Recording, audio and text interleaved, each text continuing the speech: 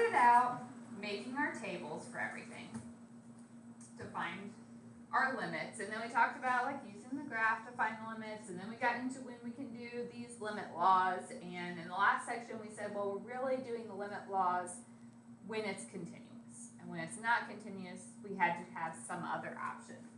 So what we're going to look at now is what can we do to figure out those limits in the cases where it's not a continuous function and we don't want to make a table. Can we think through them and kind of get to an answer? So first, we're going to talk about infinite limits. Sorry, limits as we are approaching infinity. So if x is going to infinity,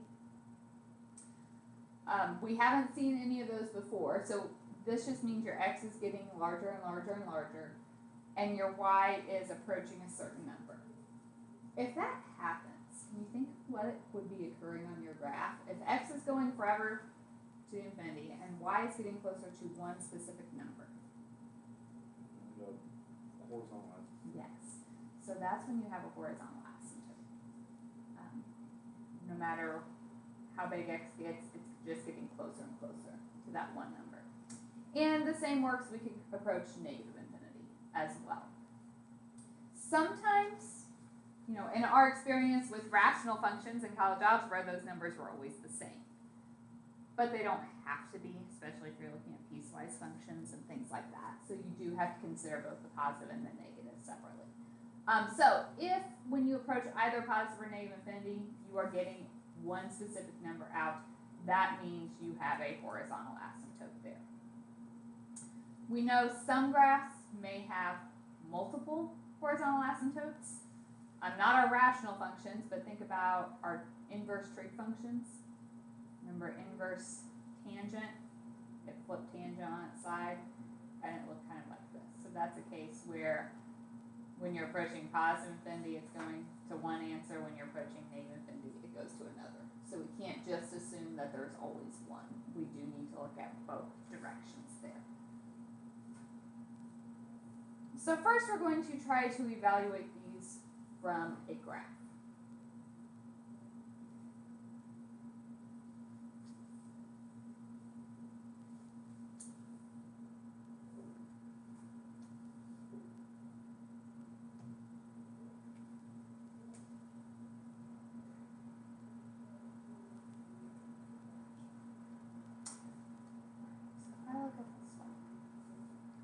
I want all the infinite limits at infinity, and asymptotes for this. Infinite limits, those are limits that are either equal to positive or negative infinity. Can you tell me any x we would approach that would make our y go to positive infinity? Negative 1. Sorry, the x and y axis are kind of hard to see on this one. So we can agree, as my x is approaching negative 1, my y is going to infinity. So I can say the limit as x approaches negative 1 of this function is infinity. Is there anywhere where the limit would be equal to negative infinity? At 2. Is it from both sides or just one side? Just one. As we approach 2 from the left, you're getting negative infinity. What happens if you approach 2 from the right? You're getting positive infinity. Okay, so what's happening at x equals 1 and x equals 2 on this graph?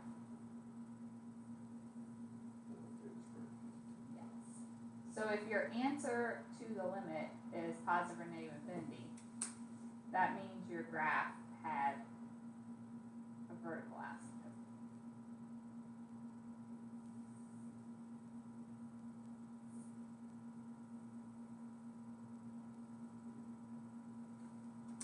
All right, limits at infinity. That's the limit as x is going to infinity. And as going to negative infinity.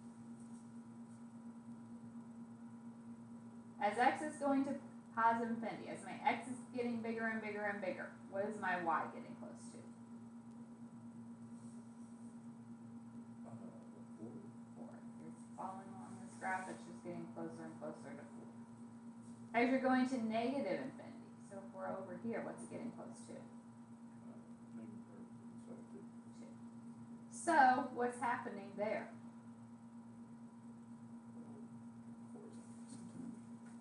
So the horizontal asymptotes are at y equals 2 and y equals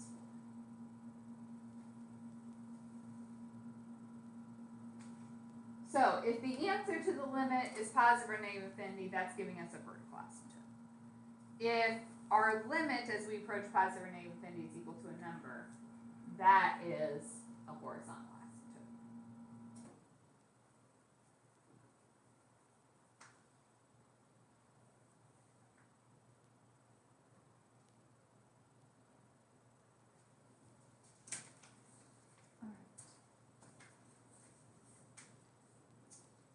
So I want to see if we can figure out what these things would be equal to. So the limit as x approaches infinity of 1 over x. Okay, if you just plug in infinity, you're getting 1 over infinity, but what does that really mean? Last year, I used this scenario with my class. I said, okay, if I buy a pizza, and you guys are eating the pizza. Okay, so we would divide it up. If it's only the people that are here today, each of you get a fifth of the pizza. But then what happens if I invite Mr. Daphne's class in here as well? You're going to get a smaller slice. What if I then tell Mrs. Color's class to come in? You get a smaller slice. What if I invite the PE classes in? Smaller and smaller. What if I invite the whole school in? What happens to the amount of pizza you're getting? So it's getting closer and closer to what number? 0. Okay, you can think of this in terms of if you're plugging in numbers too. 1 divided by 10 is 0.1. 1 divided by 100, 0.01. 1 divided by 1,000, 0.001. As my x gets bigger, the y gets smaller. Okay, if I were approaching negative infinity, it's the same scenario. All you have to think is there's a negative. If you take a positive divided by a negative, your answer turns out negative. But as I invite more and more people in, what is that number getting closer and closer to? Still 0. It's just approaching 0 from the negative side. So my answer is still 0. I'd have negative 0.1, negative 0.01, negative 0.001. So it's still getting closer to 0. So that is actually the case anytime you have this scenario, a number divided by positive or negative infinity. It is always going to turn into 0. It doesn't matter if your infinity is squared or cubed. That just means it's going to go to 0 faster. We could also think about it from a graph. 1 over x is our reciprocal function. So it looks like this. So as you're going to infinity, that's getting closer to 0. And that's getting closer to 0. Alright, so let's say I gave you this one.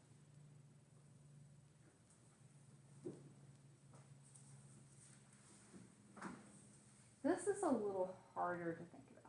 If I just start plugging in infinities, 3 times infinity squared minus infinity minus 2, 5 times infinity squared plus 4 times infinity plus 1, that makes 0 sense. Okay, there is no way we're going to figure out what that approach is. But in a fraction, we know it is legal to multiply both the numerator and denominator by the same thing, right? What's my highest power of x in this problem? Yeah. So what if I take top and bottom times 1 over x squared? I'm not changing the problem. X is going to infinity, so I'm not dividing by 0. So 3x squared over x squared would turn into minus x over x squared is going to be x minus 2 over x squared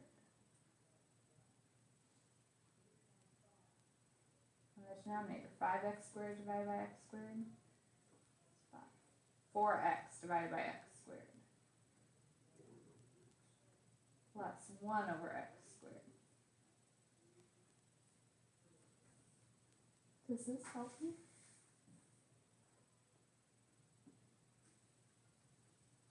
If you were to do each piece, the limit of a constant is a constant. What does 1 over x squared turn into? What would 2 over x squared turn into?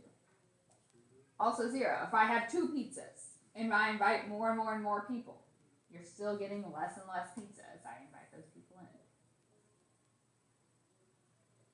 4 over x would go to 0.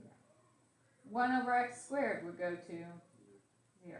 And this would turn into 3/5. Remember in last year when we were graphing rational functions and I told you all these rules for the horizontal asymptotes that were just based on the degree. And I said if the degree of the top and bottom are the same, you divide the leading coefficients.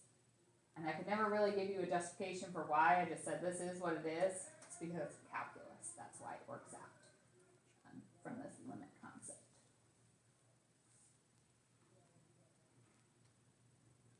Alright, is that one okay?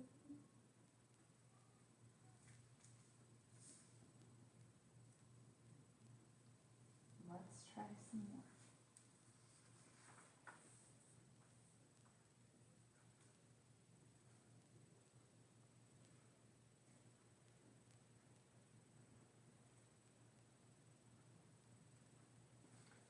I want horizontal and vertical asymptotes. Vertical asymptotes are easy. How do we find the vertical asymptote?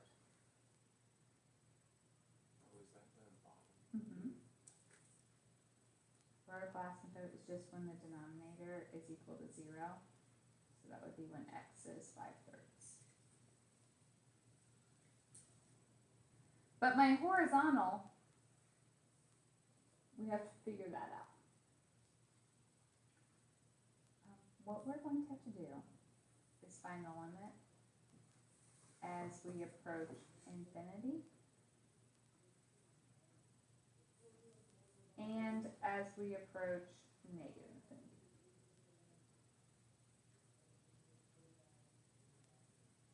They may be the same number. In fact, most of the time they will be, but they could be different. So if I ask you to find them, you have to check both. Alright, so if I am doing limit as we approach infinity of this,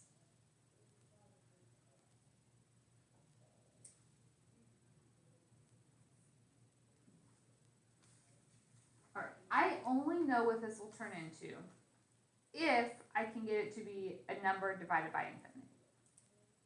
Okay, if it's infinity over infinity, we don't know what happens. So I have to have just a number divided by infinity. What did we do on the last problem?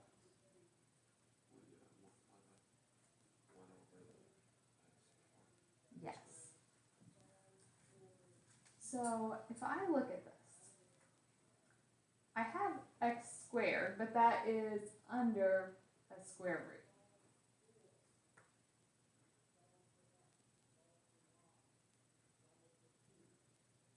The bottom doesn't have a square root. What is the square root of x squared?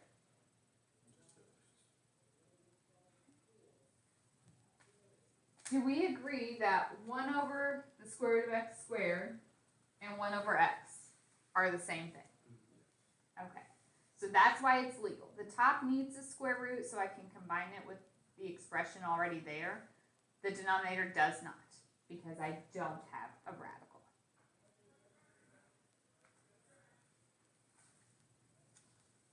So on the top,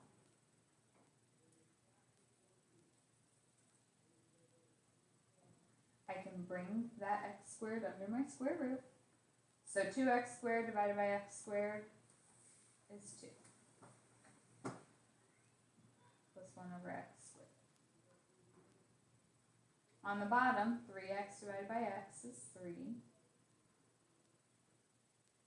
Minus 5 over x. Right, we know with our limits we can bring that underneath. What does 1 over infinity go to? On the bottom, 3 minus, what's 5 over infinity turn into? So this just gives me radical 2 over 3.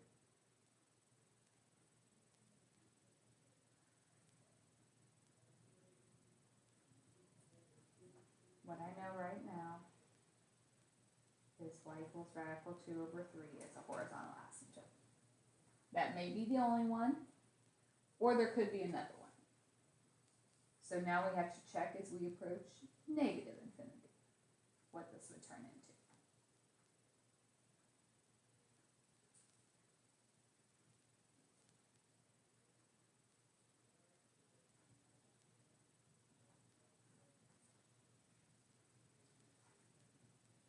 If I did the same thing,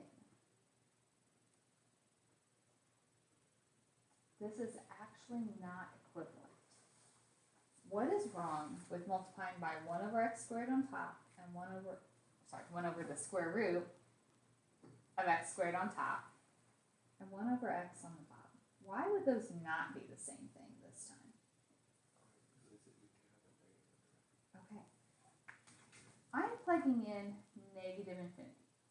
If you take a negative and square it, you get a positive, and the square root of a positive is positive. But the bottom, I have 1 over a negative infinity. So the top expression is positive, the bottom one is negative. So to fix it, because I have to multiply by the same thing on top and bottom, I would have to multiply one of those by a negative so that the signs match.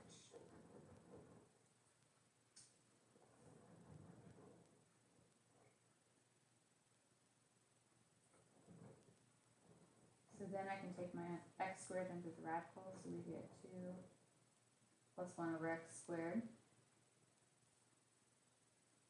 Okay, Yeah. on the bottom, if I multiply by negative 1 over x, I get negative 3 plus 5 over x.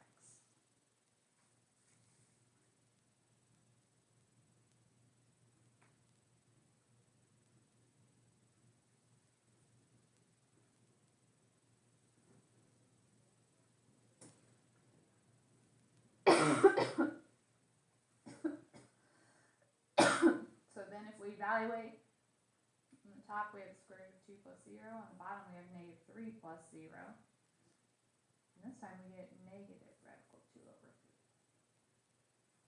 So this one has 2 horizontal asymptotes.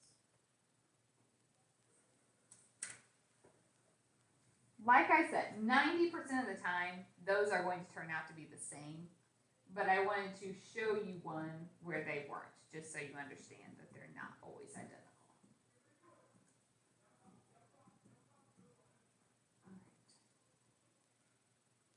Any questions there?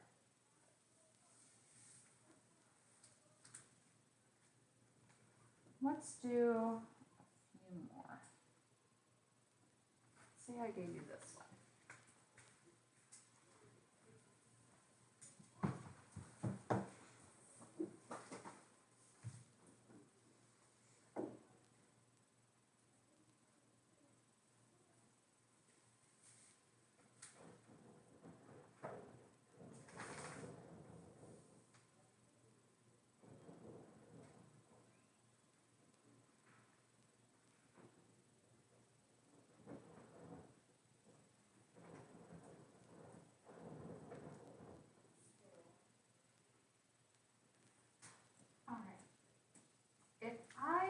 Look at that.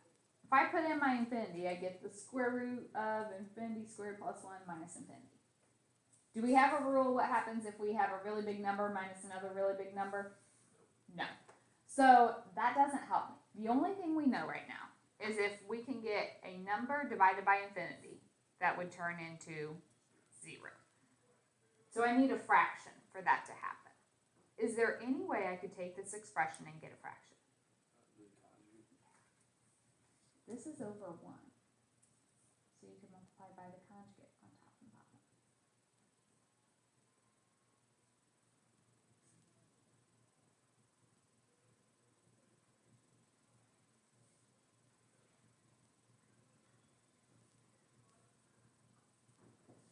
can we multiply it? Square root times the square root, those would drop.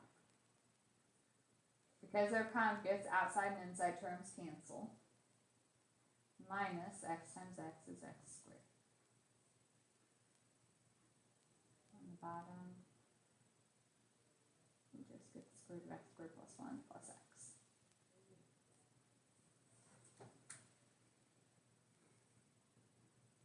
What happens on the top? So we have 1 over square root of x squared plus 1 plus x. Alright, if I'm trying to figure this out now, in the bottom, this is like infinity squared plus 1 plus infinity, that's fairly complicated. But what we can get from that, if you take a really big number and you add a really big number, what do you get? A really big number. Does that work if I'm subtracting? No. But if we're adding infinity plus infinity, it's still turning into infinity. Okay, so this is essentially telling me 1 over infinity, which we know would turn into 0.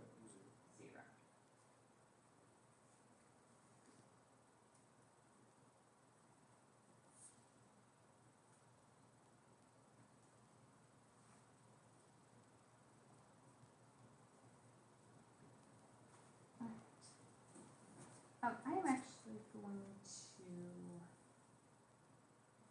skip this one. I'm going to go to this one.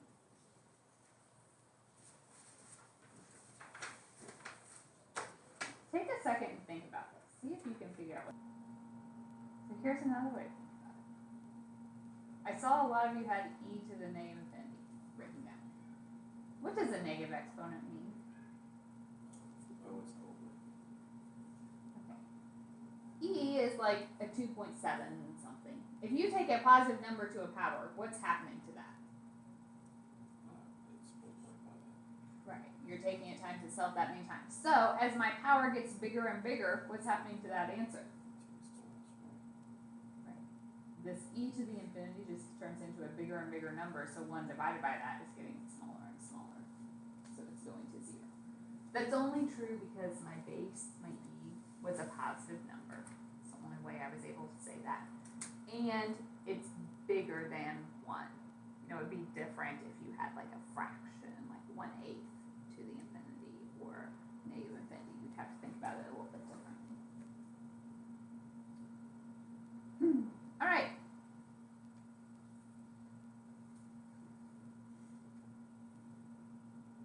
This one's different. I'm not approaching infinity. Put a 0 on here.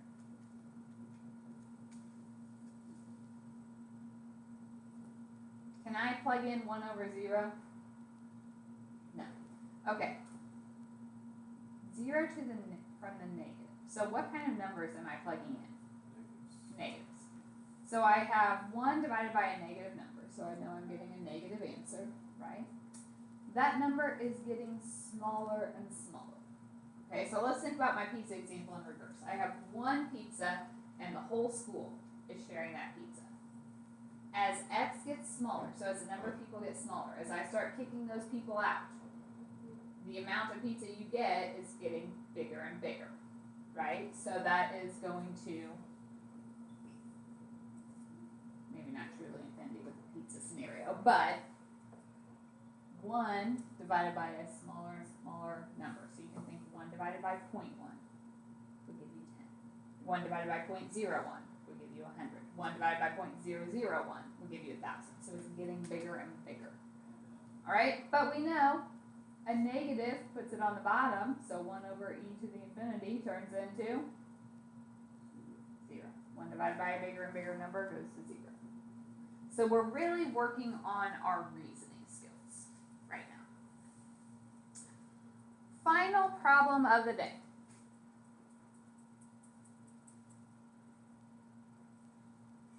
As x approaches infinity of sine x.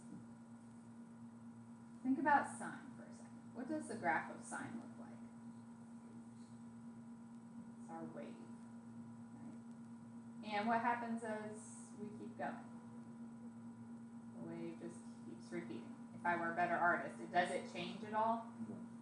No, it just keeps going. So, as you go to infinity, it's bouncing back and forth, but does it ever approach a single number? No, so this one does not exist. Because we know that sine will just continue to bounce between positive and negative 1.